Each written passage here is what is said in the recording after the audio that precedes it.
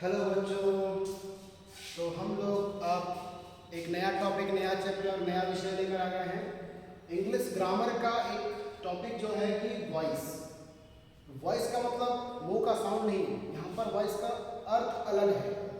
Voice का मतलब यहाँ पर होता है वाच्य, यानी कि स्टेटमेंट जो दी जाती है, किसी के द्वारा कोई वाक्य कही जाती है, उसे बोलते हैं लोग वाच्य। तो हमारे पास वॉइस को दो पार्ट्स में डिवाइड किया हुआ है। एक कहलाता है आपका एक्टिव वॉइस, दूसरा होता है पैसिव वॉइस।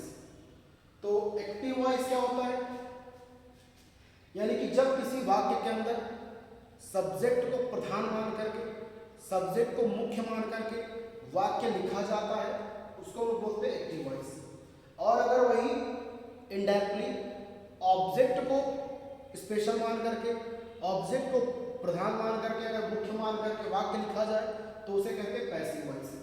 समझते करते क्या है, इसमें रूल्स भी कुछ हैं, जैसे कि जो सब्जेक्ट एक वाक्य का एक्टिव वॉइस के अंदर जो सब्जेक्ट होता है उसको पैसिव वॉइस बनाने के लिए सब्जेक्ट का ऑब्जेक्ट बना के लिखते हैं। जो सब्जेक्ट दिया रहता है उसको ऑब्जेक्ट बना करके लास्ट में लिखते हैं। और पैसिव वॉइस और एक्टिव वॉइस का ही जो सब्जेक्ट रहता है उसको, यानी कि पैसिव एक्टिव वॉइस में जो ऑब्जेक्ट रहता है उसका सब्जेक्ट बना के शुरू में लिखते हैं। समझते हैं कि कैसे करते हैं? एक एग्जांपल एक समझते हैं। अगर लिख दिया जाए ही राइट्स हिंदी, चलिए हिंदी लिखते हैं। हमने वाक्य दिया ही राइट्स हिंदी, तो अभी हमने जो नियम बताया इसके अकॉर्डिंग बनाते हैं। अब देखिए यहाँ पे लिखने वाला जो व्यक्ति है वो शुरू में है, तो लिखने वाला व्यक्ति अगर शुरू में होगा, यानी कि सब्जेक्ट को प्रधान माना जा रहा है, तो ये कहा जाएगा आपका एक्टिव वॉइस। अगर ये कार्य करने वाला व्यक्ति लास्ट में पहुंच जाए तो हम लोग उसके कहेंगे पैसिव वॉइस। नियम क्या है, कुछ जो सब्जेक्ट रहेगा उसको लास्ट में करेंगे, जो ऑब्जेक्ट रहेगा उसे शुरू में करना है। तो ऑब्जेक्ट मेरे पास इसमें क्या है, हिंदी को बोलेंगे ऑब्जेक्ट, तो हिंदी हमारा ऑब्जेक्ट, उसको लाएंगे शुरू में, तो लिख लेंगे शुरू में क्या, शुरू में लिखेंगे हिंदी। और देखेंगे पहचानना पड़ता है किस टेंस का है, टेंस के अकॉर्डिंग हम लिखते हैं। तो ये प्रेजेंट इंडेफिनिट टेंस का है, इसमें लगाते हैं हैविंग वर्ब इज, सब्जेक्ट के साथ लगाते हैं इस सब्जेक्ट के साथ, हिंदी के साथ इज एम आर का लगाने का नहीं होता। अभी वो सब समझेंगे कैसे वो आ रहे हैं। तो इज लगाएंगे। अब क्या लगाते हैं, वर्ब का थर्ड फॉर्म लगाने का नहीं होता है, यानी राइट का लिखते हैं रिटेन, और जो ऑब्जेक्ट है इसको लास्ट में लिखते हैं, बाई से पहले बाई, और ही का ऑब्जेक्ट क्या लिखते हैं, हिम लिखते हैं। देखिए तो ये हमारा हुआ एक्टिव वॉइस, ये हमारा हुआ एक्टिव वॉइस, और इसको कहेंगे पैसिव वॉइस। तो जरा समझिए इसे, हिंदी लास्ट में था, इसको शुरू में किया गया। ये ऑब्जेक्ट था, ऑब्जेक्ट को दूसरे वाले वाक्य में प्राइम माना गया कि ये मुख्य है, उसको मुख्य मान के बनाया जा रहा है, तो कहलाएगा पैसिव वॉइस।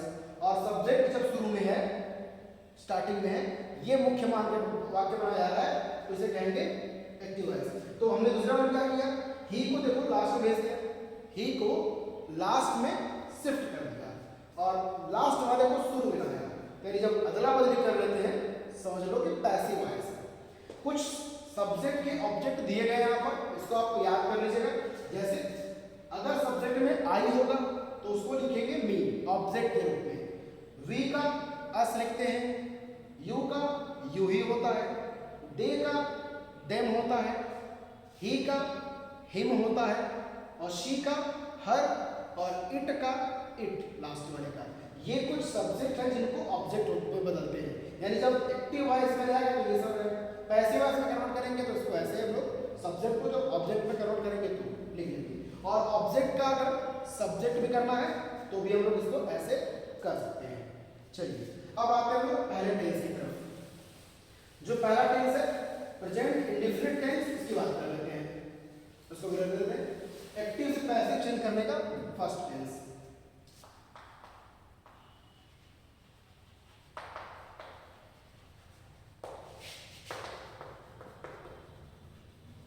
चलिए पहला टेंस की बात करते हैं। तो सबसे पहले प्रेजेंट इंडेफिनिट टेंस की जो इंट्रोडक्शन होती है, पहचान होती है, वो क्या होती है, इसका इंट्रोडक्शन। यानी कि आपके वाक्य में सब्जेक्ट के साथ वर्ब के फर्स्ट फॉर्म में यस या यस लगा होगा, वर्ब के फर्स्ट फॉर्म में यस या यस। सिंगुलर रहेगा तो यस या यस लगेगा, अब प्लूरल रहेगा तो यस या यस नहीं लगा होगा। यानी कि अगर कहीं भी दिख जाए वर्ब का फर्स्ट फॉर्म दिख जाए, वर्ब का फर्स्ट फॉर्म लिखा हो सीधे या तो यस या यस लगा हो, तो उसको समझ जाएंगे कि प्रेजेंट इंडेफिनिट टेंस है। अफर्मेटिव में ऐसा होता है, लेकिन वहीं नेगेटिव और इंट्रोगेटिव में पहचान के लिए हेल्पिंग वर्ब तो डू और डज। नेगेटिव और इंट्रोगेटिव के लिए, नकारात्मक और प्रश्नवाचक वाक्यों के लिए हेल्पिंग वर्ब देखते हैं डू डज। अगर ये दोनों हेल्पिंग वर्ब दिखाई देंगे तो समझ जाएंगे कि वो प्रेजेंट इंडेफिनिट टेंस का है। अफर्मेटिव में, पॉजिटिव में क्या होता है, पॉजिटिव में वर्ब के फर्स्ट फॉर्म में यस या यस लगा होगा या तो सिर्फ फर्स्ट फॉर्म लिखा होगा, कोई यस या यस नहीं लगा होगा। यानी ये सिंगुलर के लिए होता है, ये वाला सिंगुलर के लिए और ये वाला प्लूरल के लिए होता है। चलिए, अगर ये सब पहचान हमको दिखाई दे तो रूल्स क्या हमारे पास पैसिव वॉइस करने के, तो हम देख लेंगे इसका स्ट्रक्चर। तो रूल्स क्या है इसके पैसिव वॉइस करने के, तो हम लोग सीधे रूल लिखते हैं। इसका जो सिंटेक्स होता है, रूल यानी इसका जो सिंटेक्स है वो सीधे लिखते हैं सीधे।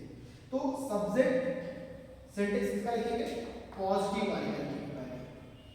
तो सब्जेक्ट दिया हमें, ये सब्जेक्ट लिखना होता है। उसके बाद जब प्रेजेंट इंडेफिनिट टेंस में हम लोग लिखते हैं और पैसिव वॉइस करना होता है, तो पैसिव वॉइस में हेल्पिंग वर्ब यूज करते हैं इज, एम, आर। इन तीनों में से कोई एक का प्रयोग करते हैं नए सब्जेक्ट के अनुसार। अगर सब्जेक्ट ही, शी, इट हो यानी कि इन सब में हो तो क्या लगाते हैं, इज लिखते हैं। अगर सब्जेक्ट इन तीनों में कोई हो तो क्या लगाते हैं, आर। और आई के समय क्या लगाते हैं, एम, पता है। इन तीनों में रहेगा तो इज लगाएंगे, ही, शी, इट, और कोई भी नाम आए तो इज। वी, यू, दे अगर इनके साथ रहेगा तो आर लगाएंगे और आई के साथ रहेगा तो एम। ये क्लियर है। अब तीसरी बात क्या है, वर्ब का थर्ड फॉर्म। ये तो बहुत इंपॉर्टेंट बात, वेरी वेरी मोस्ट इंपॉर्टेंट, क्योंकि हमें ये देखना है, देखना ही नहीं, बस वर्ब का थर्ड फॉर्म लगाना है, कान खोलकर आंख बंद करके लिख देना है कि कहीं भी रहे वर्ब का, क्रिया का तीसरा रूप लिखना होता है, थर्ड फॉर्म।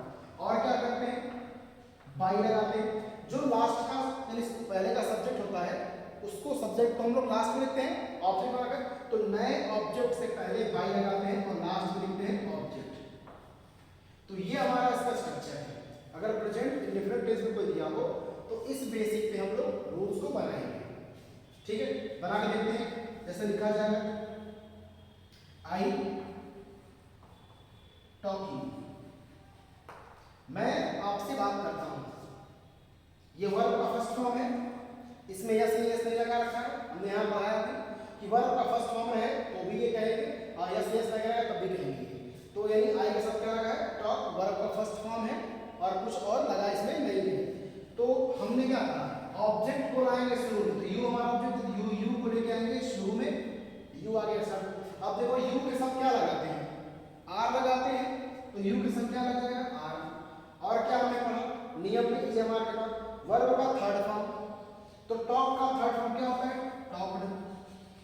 टॉक का थर्ड फॉर्म होता है टॉक्ड।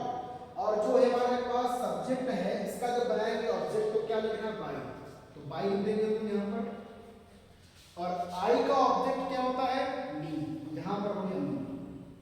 ये आपका पैसिव वॉइस दिया है, यानी ये सेंटेंस आपका एक्टिव वॉइस में था तो दूसरा वाला सेंटेंस आपका पैसिव वॉइस में हो गया।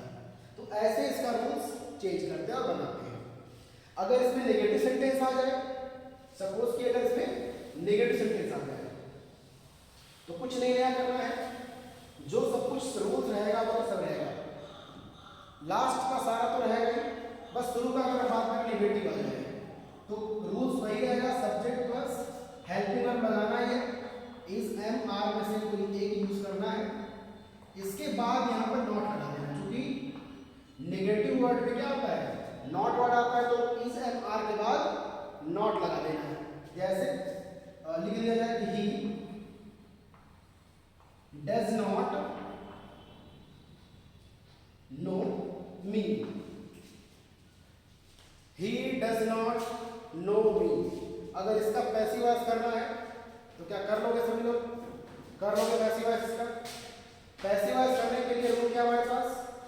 जो हमारे पास ऑब्जेक्ट है उसको लेके आएंगे शुरू में। तो मी का सब्जेक्ट क्या होता है? आई। आई लिख दिया।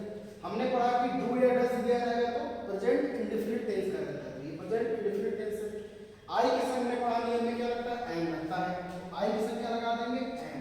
ये पैसिव वॉइस लगता है, ध्यान दीजिएगा। इसे हमारा पैसिव वॉइस तो आई के संग एम हो गया। और क्या लिखा है? नॉट अगर है तो बीच में हमने क्या कहा? इस एम के बाद नॉट लगाना आवश्यक है, तो नॉट दिया तो नॉट लगा देंगे बीच में, यहां से यहां तक। नो का थर्ड, नो मींस जानना, तो नो का थर्ड फॉर्म क्या होता है? KNOWN। नो का थर्ड फॉर्म नोन होता है। और नया सब्जेक्ट जो हमारे पास नया ऑब्जेक्ट बनेगा, इसी को बनाएंगे नो ऑब्जेक्ट, तो इसके पहले क्या लिखते हैं? बाई लिखेंगे और बाई के बाद लास्ट में हो जाएगा ही। तो ऐसे करके इसका हम लोग पैसिव वॉइस बनाते हैं। ठीक है, तो वीडियोस को लाइक, अगर अच्छा लगे तो लाइक करिए और चैनल को सब्सक्राइब कर दीजिए। That's all, thank you.